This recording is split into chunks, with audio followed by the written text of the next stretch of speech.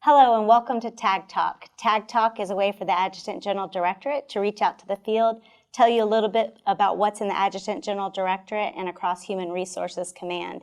In the past episodes, I've actually brought in guests from the Adjutant General Directorate, but we are lucky today. We have the power couple from the Pentagon, straight from DC, and we have with us the Army G1, Lieutenant General Brito, and the Army G1 Sergeant Major Clark.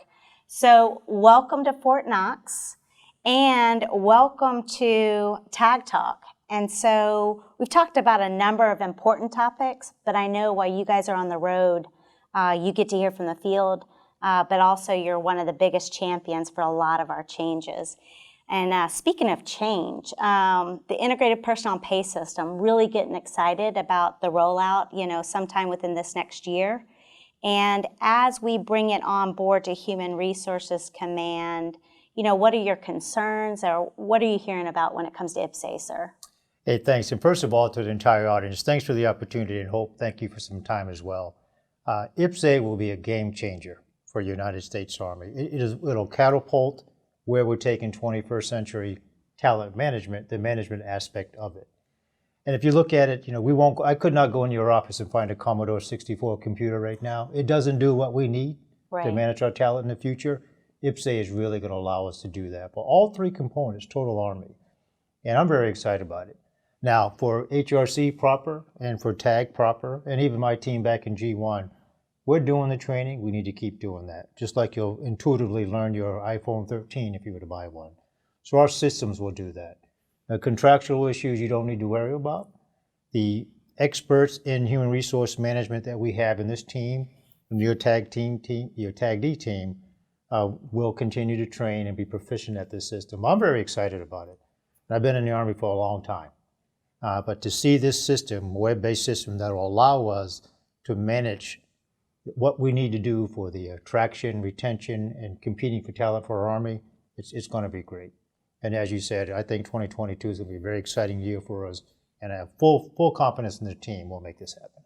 Yeah, thank you for that, sir. And you mentioned training, and so, for those out in the field and for those here in HRC, we're really pushing the HR Pro training, the different leader training, and keep getting after the training. Continue with the data accuracy. You're doing great in the field and internal to HRC. So I really appreciate, your enthusiasm and trust and confidence once this great system comes out. Well, thanks, Hope. And this one, I'm going to talk to the audience very quickly. I don't want to take too much stage time, but I can tell you, ladies and gentlemen, I'm going to train on it as well. And this is a major modernization program that will take us in the 21st century and beyond. So we are relying on you as HR experts, and I love the entire team, to be proficient at this. So when you go through the training that General Hope mentioned, do it. Take it seriously. And it will continue to catapult the great work that you do. So up front, I'm going to pay it forward. Thank you for your efforts. All right, so you mentioned when it comes to IPPS-A, you also mentioned talent management. And your first year as the Army G1 and Sergeant Major Clark, a lot of great initiatives that had been working for some time. But can you tell us a little bit about those talent management initiatives as it pertains to NCOs, where we're going, and maybe highlight a couple of officer ones? Sure, thank you. Yeah, absolutely. So a few initiatives that we're working on, one being ASCM, the Assignment Satisfaction Key Enlisted Module. This was our opportunity to look at how we can manage past just a 3-character MOS, where your preference as an individual soldier actually plays a part in the decision making that is made as we take the talents that you have and align it to the requirements that are needed in the field. This is direct feedback and kind of flattens the communication with the Human Resource Command and the soldiers so they can have those candid conversations with their family to be able to make decisions with their future in the Army and where they'll be assigned and kind of what works for them in the future that they want as individuals. But what we would also ask as we transition into this talent management system of manning and aligning soldiers across the Army, we definitely need your assistance in the field as those talent managers reach out to you, send an email 30 to 45 days ahead of your market release, that is a great opportunity for you to have great conversations with your family and let them know if there's any concerns or issues that they may need to be aware of to help facilitate you getting in the right market so that you can have the right assignment. This is new. It's going to take some learning from everyone, but as a team together, I believe we can definitely make this work for the Army and for you and your family as a whole. Hey, thanks, Sergeant Major. And building off of what Sergeant Major talked to, and we get several dozen initiatives through the Talent Management Task Force. And I mentioned that task force on purpose. There is a very deliberate nexus between all that the task force is doing and all that our HR experts here in HRC are doing. The talent managers whole bit. Can't separate the two. So just a couple of initiatives, talent-based branching for the cadets, our future officers that are coming in. That continues to get better. Spearheaded last year, continues to get better for our officers coming in as well. The talent-based career alignment opportunities for mid-term company-grade officers to maybe break away from their branch-specific branch and do something else in the Army, then come back as well. Keeping in mind, specifically through the HR team and the HRC team, managing the needs of the Army is critical. Again, with the soldier, people as a centerpiece for everything. And further on down the career, which many are familiar with, and this program extends to our non-commissioned officers, the sergeant majors and nominative positions as well, the assessment programs, both at battalion level, brigade level, we're doing for acquisition, pilots for medical service, and chaplains as well. The desired end state is to pick the very best, the very, very best commander that deserves the privilege to stand at some level of formation.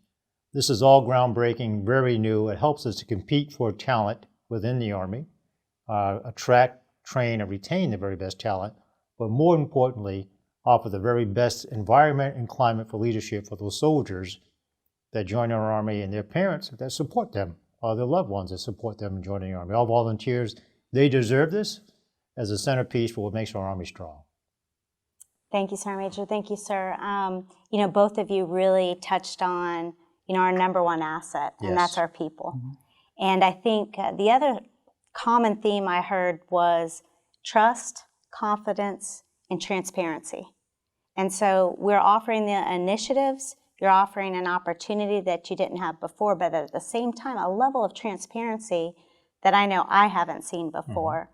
Mm-hmm. There's a couple other changes, and so I would ask you to comment as much as you want on changes in the officer boards and changes in the enlisted evaluation board. So as we talk about transparency, and I've shared with the field the changes with the adverse information with officers, and would just ask that you comment on that, sir. Sure. On the officers, and not to go into the depth of the detail in the law, but essentially it's the timing issue. And it really gives those that are selecting, whether it's a panel of the boards or the branch managers, those that are selecting our future leaders and commanders, access to what we restricted files early on in the process. So if you want at 10,000-foot level, a pre-look, a selection look, and a post-look, it really allows you to see the depth of the adverse information. But just by looking at a file is not the sole decision. The officer is contacted in a very timely manner, and he or she has an opportunity to provide some rebuttal information and just simply discuss what may happen. I do see it a good bit in the position as the G1, not only in the adverse information, but things that just happen in life. It could be something as simple as an exonerated traffic ticket, or it could be something as egregious as something more deliberate, a felony of some type. And if you look at it this way, it's a standard of behavior we wouldn't expect of our soldiers, so it's not one that we should expect of our leaders as well. So having that level of access to make the proper decision on a promotion or command selection or what have you, again, we're picking the very best, a level of transparency, a level of communication for the soldiers, and he or she that has the privilege to stand in front of the soldiers is one that has that level of ethics, behavior, cohesion, dignity, respect that we expect, and we owe to the troops that we're serving. I appreciate it, sir. And Sergeant Major, I know the enlisted evaluation boards actually changed a little bit prior to that, and now we've run a full year of those boards. Did you want to comment on the change, or maybe even comment on the questions you may be receiving when it comes to that order of merit list? No, absolutely, ma'am. So a little context of why did we even change and go to the evaluation boards versus the promotion boards. As many of you may be aware, the promotion board process was created back in 1969, so it's a little over 50 years old. It was time to make some changes to that process. But what we learned as to why we really needed to make that change was, as that board process generated an order or merit list, it was only used for one thing, and that was promotions. And we found that we could use that order of merit list to inform other HR decisions besides just promotion. So we can figure out who we need to get school trained, figure out how to use that to do talent management, as well as how to professionalize our NCO Corps for those who may not be meeting the standard and may need to be separated from the Army. So the OML gives us an opportunity to right-size the NCO Corps with great quality NCOs and talent across the enterprise as a whole. The other benefits of changing to the order of merit list for evaluation boards was so that we could respond to emerging requirements. So case in point, when the Army was downsizing in 2014, we used to project promotions 2 to 3 years out, 2 years for E7 and E8, 3 years for Sergeant Major. Well, in 2016, as we were using that order of merit list that we created in 2014, the Army decided to grow. And we didn't have the ability to respond to the promotion demand that we needed. So the OML from the evaluation board gives us a standing bench to respond to additional promotion requirements that we may have. Case in point, here in 2021, we just utilized the ability to expand our promotion requirements when Congress changed the law where we were only allowed to have 2.5% of the enlisted population be master sergeants. They raised it to 3%. That was an additional 600 master sergeant promotions that we were able to execute in 2021 that we would not have been able to do if we were on the legacy process of the old promotion board. So the evaluation board is beneficial to the Army and to the soldiers who are ready to step up and serve at the next level in so many different ways. And Hope, not to take any more stage time on that, but I don't want the field to be nervous about the adverse information. It's really proper for all the services, and the law said we're going to do it. But I don't want you the field to be nervous because it's a very good process on both ends. All the right stakeholders are involved. Again, the timing is as such the officer or if applicable, non-commissioned officer has an opportunity to discuss the issue as well. So it's fair as we go forward. Not only directed, all the services are doing as well, but the system behind it, behind the yellow curtain, underneath the hood, is very supportive of the small percentages that may be impacted. Yeah, absolutely, sir. And I mean, as we talk about, trust and confidence with the population, transparency, we're not a zero defect Army. So there's been adverse screening. It was just at a higher level before. And even if there was a mistake, a bump in the road, the officer has a time to provide a rebuttal, and a decision is made clear up to the Secretary of the Army. That's correct. And I know that you, along with ASA, MNRA, and other key leaders, actually painstakingly go through each of those cases before you make a decision, and that a number of officers are retained, and it's not zero defect.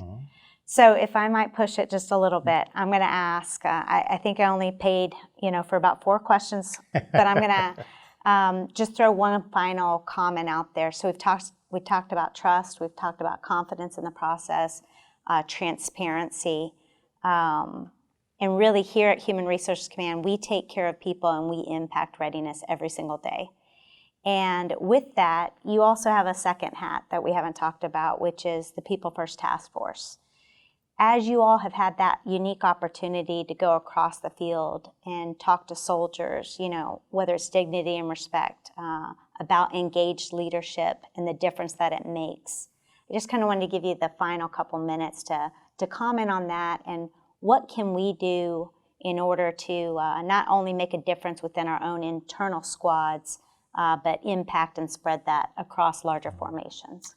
Yeah, well, I'll start and keep the human and Human Resources Command down to the very individual and then collectively as well. And it's really by no mistake that our chief's #1 priority is people, and as a philosophy is people. I'm not just saying that as a bumper sticker.